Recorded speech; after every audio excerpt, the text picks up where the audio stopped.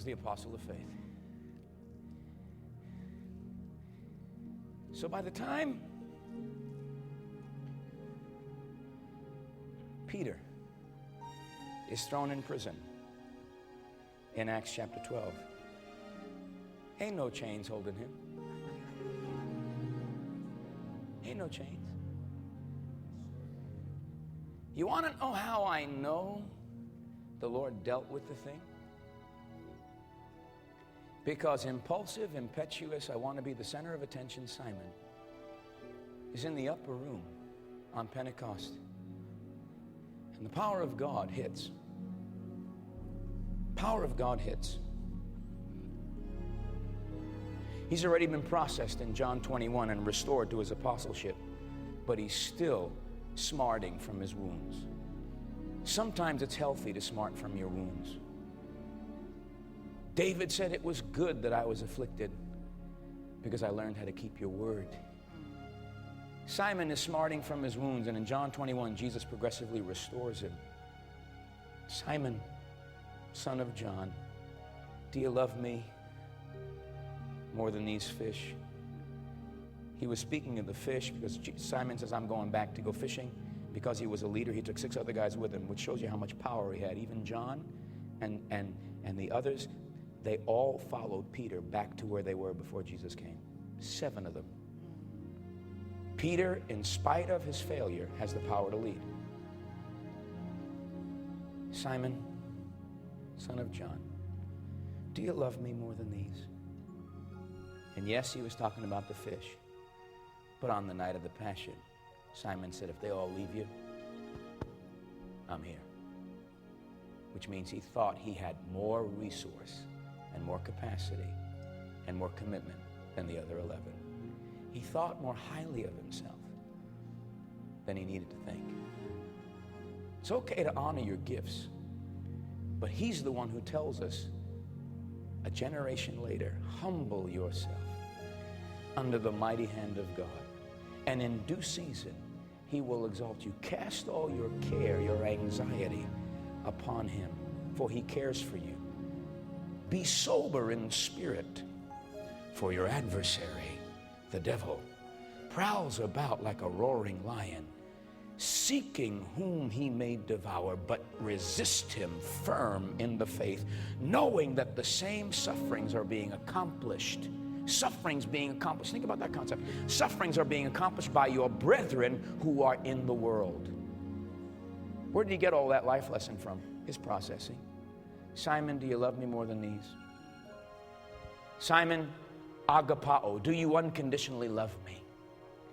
He says, Lord, I like you. Phileo. I love you like a brother. That's a difference, because a few nights before, I love you unconditionally. When he got processed, he got honest.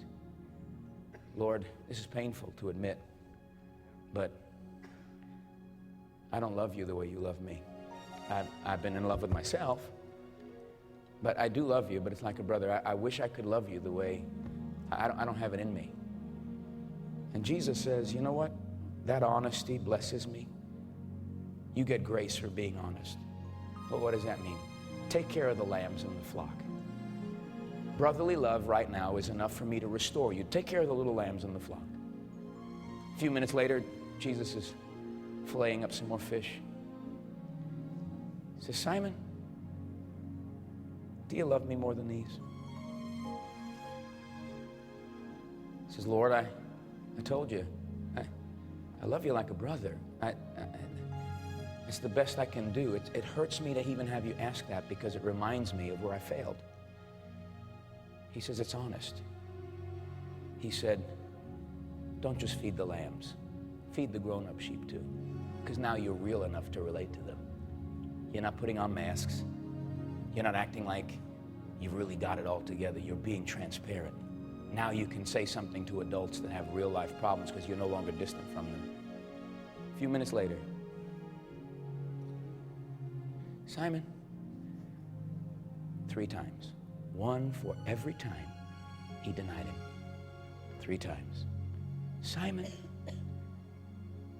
do you love me more than these? He says, Lord, you know all things. He says, you know, the best I can tell you right now is I love you like a brother. I wish I could say I had more. He said, no, the work's done. Govern my sheep. In other words, you get the apostolic mantle. Because now you're not faking, you're not lying, you're not projecting, you're not trying to impress me.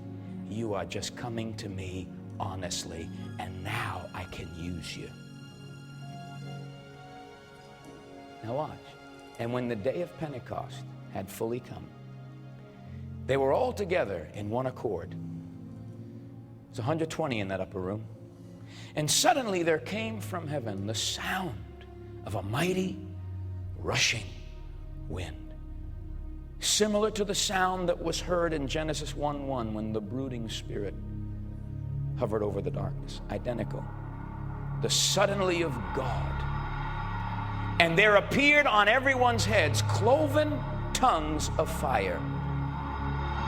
And everyone began to speak in other tongues as the Spirit gave them utterance.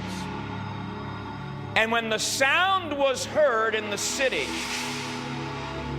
it says all the Jews that were in Jerusalem for the feast began to show up at the upper room. And when they did, they all heard the wonderful works of God, each in their own language. That day at Pentecost, they were given the gift of languages, and they did not know. They were praying in tongues, but they were speaking in known languages, and they were preaching the gospel to Jews. And at that moment, they rush on the upper room, 3,000 people. And nobody's getting up to explain what's going on. And the Jews who rejected it are saying, these men are full of sweet wine. These guys are all, they're mocking. It's 9 o'clock in the morning. They're mocking God. What is this foolishness? And nobody is getting up to say a word. John's not saying a word. James is not saying a word. Nathaniel